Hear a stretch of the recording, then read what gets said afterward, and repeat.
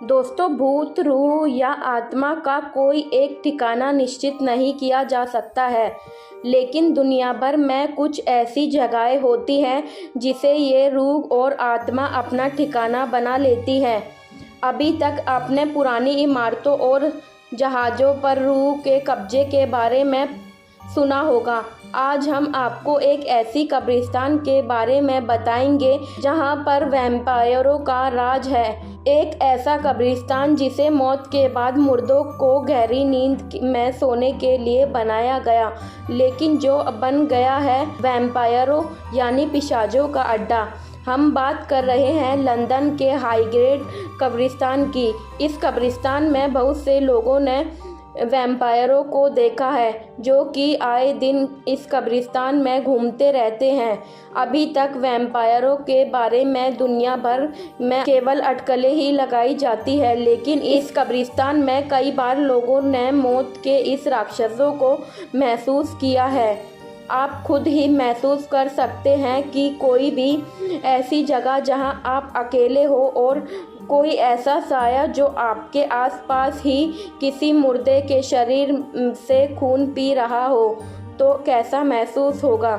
वैसे भी दुनिया भर में कब्रिस्तान के नाम सुनकर लोगों को भूत प्रेत और आत्माओं का ख्याल आ जाता है। कब्रिस्तान के बारे में बहुत से लोग ये मानते हैं कि वहाँ पर रूह का होना लाजमी है। ये सच है, क्योंकि रूह का वास वहीं सबसे ज़्यादा होता है जहाँ उसके साथ कोई हादसा होता है या जहां उसका शरीर हो। लेकिन रूह भी कभी किसी को परेशान नहीं करना चाहती है।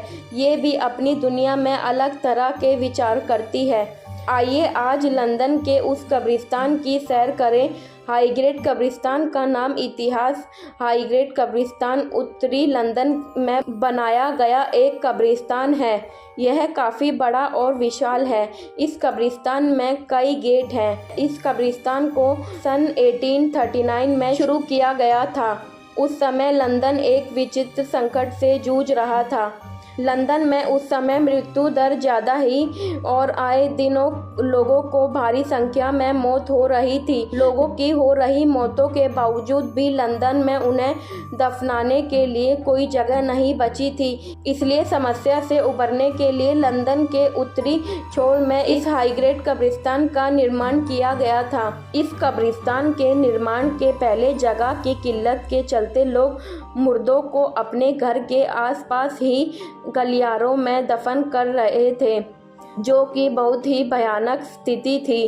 रास्तों में दफन मुर्दों से भयानक बदबू आती थी। इस समस्या से उबरने के लिए अधिकारियों ने इस कब्रिस्तान का निर्माण कराया था। हाईगेट की संरचना और आकार। हाईगेट उस समय दुनिया का सबसे बड़ा मानव निर्मित कब्रगृह था।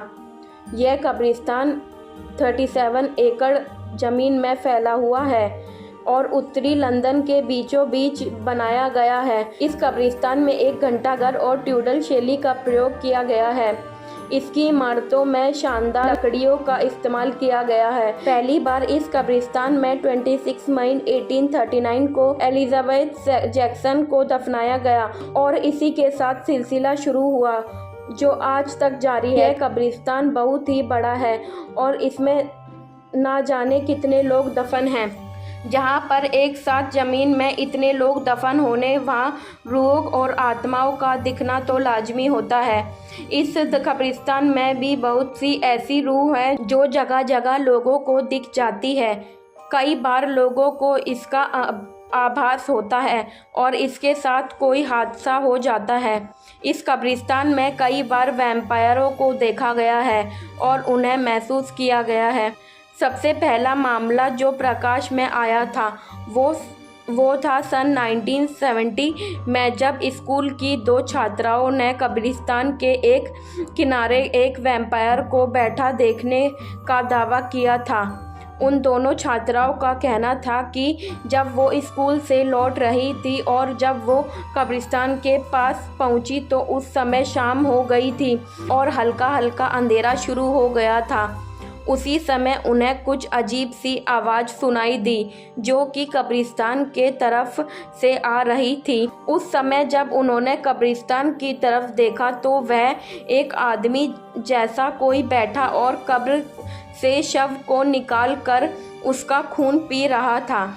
इसके अलावा इस हादसों के एक हफ्ते बाद ही एक मामला प्रकाश में आया जहां एक प्रेमी जोड़े ने भी एक वैम्पायर को देखने की बात कही। उनका कहना था कि वो दोनों कब्रिस्तान के तीसरे गेट की तरफ से रात में गुजर रहे थे। उसी वक्त उन्होंने एक बहुत ही बड़े आदमी को देखा जो कि सामान्य लंबाई से बहुत ज़्यादा था। उसका चेहरा अंधेरे के कारण दिख नहीं पाया गया, लेकिन उसके चेहरे का आकार और बनावट मनुष्यों से अलग थी। उसका कहना था कि शायद उस अजीब से साये ने उन्हें देख लिया था और वह उन्हीं की तरफ धीरे धीरे बढ़ रहा था। इतना देख दोनों वहां से भाग गए। इसी तरह की कई घटनाएं हैं जो कि हाईगेट कब्रिस्तान में देखने को मिली है। कई बार लोगों ने इसे महसूस किया है। इस कब्रिस्तान से होकर जाने वाली सड़क पर कई बार लोगों की दुर्घटनाएं भी हुई हैं। इस कब्रिस्तान में कई बार कब्रों से लाशों के गायब होने का भी मामला सामने आ चुका है। आज भी इस कब्रिस्तान में आसानी से रूह और आत्माओं को महसूस किया जा सकता है।